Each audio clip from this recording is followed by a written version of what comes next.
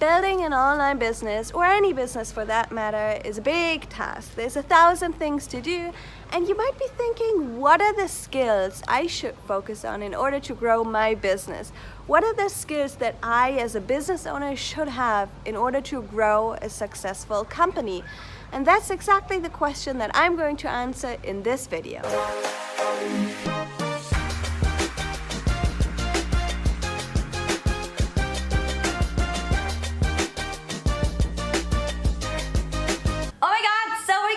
To talk about this today. Why? Because I have studied the successful entrepreneurs, the successful business owners of this world a lot, because I want to be like them, right? I want to be successful in my business and I want to have what it takes to be successful. That's why I love to study other people's minds and other people's habits to understand what it is that they do to be successful.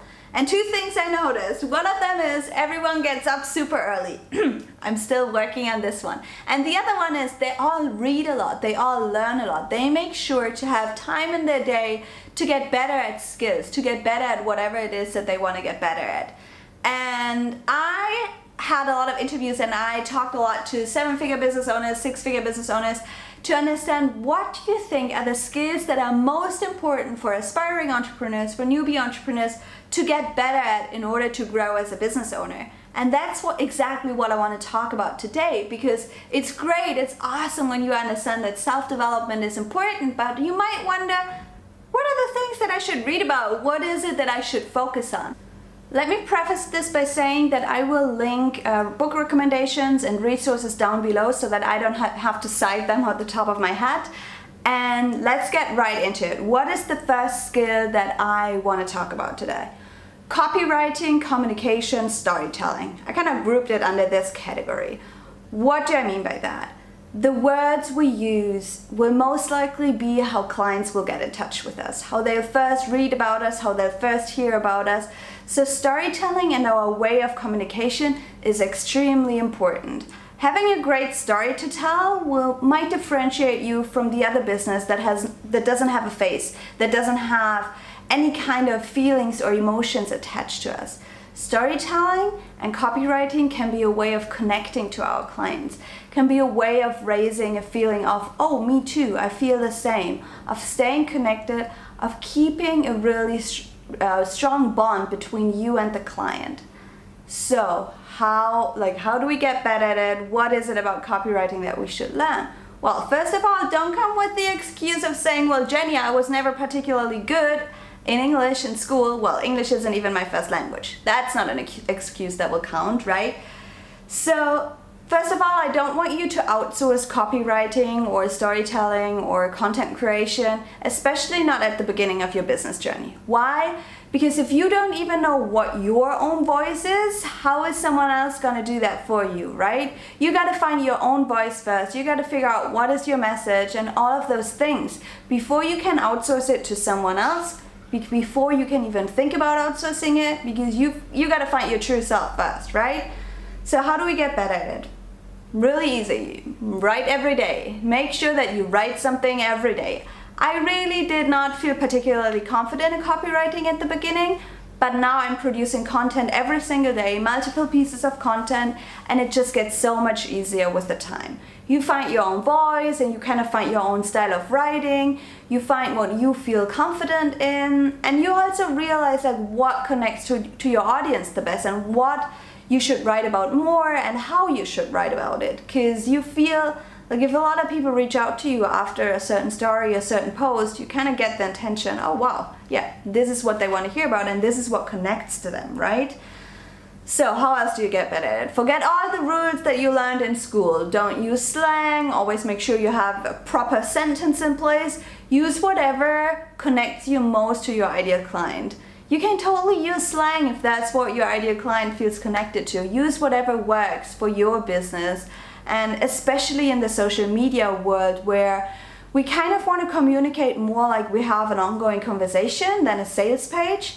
It might be a bit different on a website, but even there you have to communicate in a voice and in a tone that makes your clients resonate with you, right?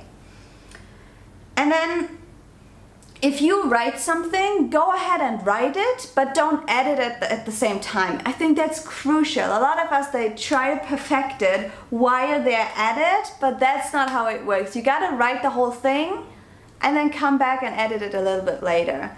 Definitely make sure that you do that, because otherwise this whole process will take so much longer and you'll get super frustrated by it. Another thing I want to say is a lot of us will be writing email sequences, emails, headlines for emails or for sales pages or for lead magnets, all of that, right? Or blog posts even. We want to get really great at writing good headlines. Why? Because, for example, with an email, no one will open our email if our email headline sucks, right? And we only get them to read our content if they click open. So how do we make sure we get better at writing headlines? First of all, look at your analytics, like in your email sequences, for example. Look at what resonates with people and what kind of headlines they are more likely to open. And when you sit down to write a headline, don't just write one. That's the biggest mistake you can do. Write 20. Some people even say write 40 headlines. Why? Because you'll get into a flow and you'll get into the juicier bits once you're in it, and probably the first couple of headlines that you write will never be the ones that you're going to choose in the end. So go ahead, write a couple, a lot, write a lot, and only then choose the perfect headline. And also give yourself some patience and give yourself a pat on the back, because writing is probably not the skill that you thought you would need as an entrepreneur, but it turns out it is. Storytelling is so hugely important to form a connection. So give yourself a pat on the back whenever a client reaches out to you, whenever you get great feedback on a piece of content that you've written, because it's a hard skill. You gotta train it like a muscle, right? So yeah, give yourself a pat on the back when that happens, because this is a journey and you'll get better at it with the time. Skill number 2, marketing and selling. Selling is this huge thing where people freak out and they just tell me, Jenny, I'm just not good at selling. Well, then you better get good at selling, right? Selling is a skill that can be learned just like anything. Some people might be a natural talent when it comes to selling. Some others might not. And it's a muscle you can train. It's something that you can get better at with the time. Stop the excuses. Stop telling me you're just not good at selling. You better get better at it. So, how can we get better at selling? We, first of all, have to understand the psychology behind selling. What makes people buy? What makes people make the decision, oh, I'm going to buy from this person and not from this one, right? So selling is more than just being a good salesperson. Selling is understanding other people, understanding the psychology behind it. And it's also understanding how we can convert someone that shows a little bit of interest into someone that actually buys, right? I've just created a guide on how to prevent the most common selling mistakes and what to do instead. I'll link it below. One of the things that I realize that happens most often is that we keep talking in a sales conversation instead of letting the buyer talk, instead of letting him or her tell us what they need, what they're looking for. We just keep talking and we're never shutting up, and we're never letting the buyer raise their problems or raise their voice in order to tell us what it is that they need. One of the things to look out for. Another thing to look out for is, do we actually take action or are we just planning? I feel like most of us, when it comes to selling something, selling a product, creating a new landing page, creating a sales page, even working on our website, a lot of us do a lot of planning, and then planning seems to take over the majority of our work, whereas we should focus on the execution. So how many offers do we actually make a day? Are we selling every day? Are we making sure that people know that we have something to sell? One of the non-negotiables that I work on every day is to sell every day. And with that, I don't mean I have to have a huge sales pitch every day, but I'm making sure that I am making an offer to someone in some way every single day. Because only then someone can say yes, right? Only if we make an offer, someone can say yes. Obviously, there's a potential to say no, but only if they even have the choice, they can say yes, right? So don't be afraid of a no, for example. Just go ahead, make your offer, and that's all there is that you can do, right? Another thing that I'm talking about in the guide is the follow-up. A lot of people forget about the follow-up. So for example, after you have a sales conversation and the person says, yeah, like I'm not particularly sure yet, I haven't decided yet, follow up with this person and let them know that you're going to follow up. Maybe a day later or 2 days later, ask them, how are you feeling? Do you have any more questions? Should we hop on the phone again and discuss whatever it is that you were discussing, and making sure that you know how to help them, making sure that they understand that you are the person that can help them solve their problems, right? So it's a skill that can be learned. It's a skill that might take some time because a lot of people feel uncomfortable when selling. A lot of people feel they don't want to feel salesy, and they feel like, oh, but Jenny, how can I sell every day without feeling that? Have a look at my guide. Totally have a look at my guide. And I mentioned at the beginning, selling and marketing, right? So when it comes to marketing, you have to understand social media. Right now obviously it's all about social media, and especially if you have an online business. So make sure that you do understand the different social media platforms, understand the unique voices, understand how your clients or how followers of this platform expect you to show up, so that you can have your unique voice on this platform. And also make sure that you figure out where and on which platform you should be most active in, so that you can actually reach your ideal clients, right? So for example, if none of your ideal clients is on Twitter, it doesn't really matter if you have a great Twitter following, because people are not there to buy your products, right?